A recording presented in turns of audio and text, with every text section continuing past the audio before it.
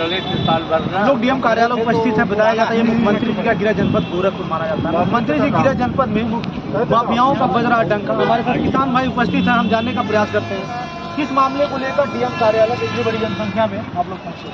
Sir, हमारे यहाँ ग्राम सभा अमवा और दौलतपुर जो है ज़मीन का मामला है। वहाँ पर अग्रवाल भवन जो अलीनगर में है, संतोष कुमार अग्रवाल, भक्ति प्रसाद अग्रवाल, इन लोगों की जमींदारी थी।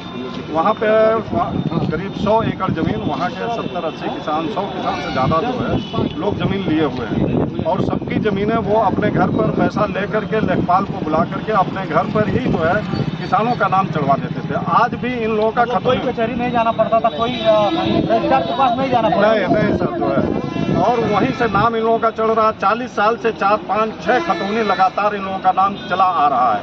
अब इधर जो है जब इनके ज़मीनों को वो अग्रवाल जी जो है, संतोष अग्रवाल, रविंद्र अग्रवाल और 4-5 भाई हैं, ये लोग अब इन लोगों की ज़मीनों को अपने घर पर बैठे बैठे किसी को एग्रीमेंट कर दे रहे हैं, किसी को रजिस्ट्री कर दे रहे हैं।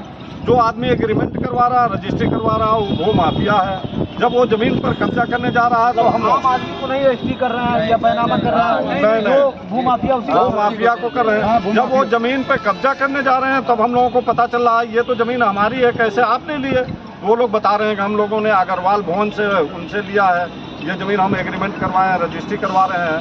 तो सर हम लोग डीएम साहब को आज पत्रक देने आए हैं और मांग करने आए हैं कि सर जो गलत तरीके से जो है ज़मीन को बेच रहे हैं और गलत तरीके से जो ज़मीन को रजिस्ट्री कर रहे हैं, उनके खिलाफ गैंगस्टर की कार्रवाई हो, गुंडा एक्ट की कार्रवाई हो, भू माफिया की कार्रवाई हो और उनके घरों पर बुलडोजर चले और किसानों को देखिए बड़ी संख्या में लोग आए हुए हैं, इनको न्याय मिले। अच्छा, जब 40 साल पहले आपने बताया कि मैंने जमीन खरीद रखा था लेखपाल के द्वारा, क्या इंतखाब निकलता था? जी सर, आज भी इंतखाब है और करीब जो है 35 साल से इंतखाब निकल रहा है। खतौनी में नाम आ रहा है, हम लोगों का नाम आ रहा है। उसके बाद भी हम लोगों के काफ़ी जमीन, बहुत से लोग मकान भी बनवा लिए हैं, बहुत लोग टीन सेट डाले हुए हैं, उसको बेचा जा रहा है जबरदस्ती। जो है ये घर पर बैठ करके बेचा जा रहा है, सबसे सारा जो है खतौनी है जी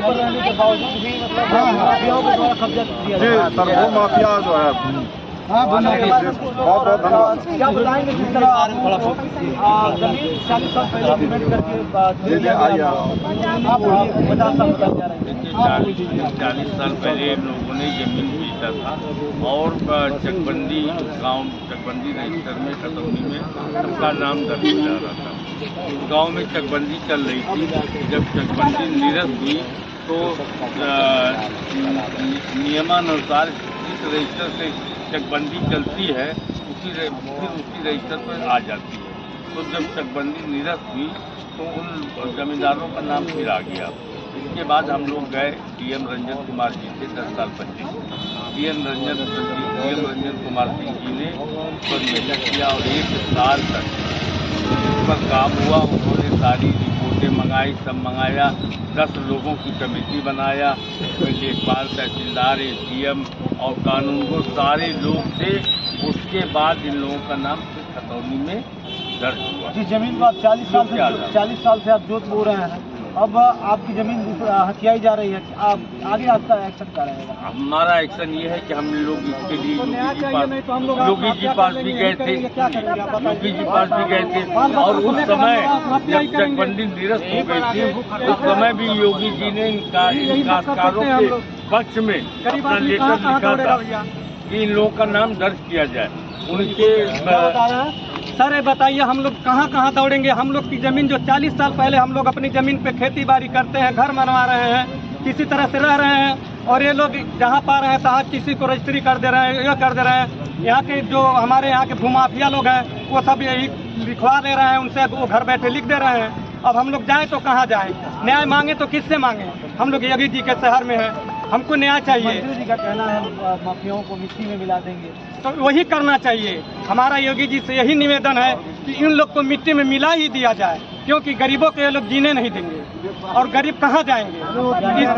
हमारा नाम मुन्ना है, हम दौलतपुर के निवासी हैं, ग्राम अमवा हमारा है। आप देख सकते हैं राजस्व विभाग बहुत बड़ी लापरवाही देखते रहते हैं।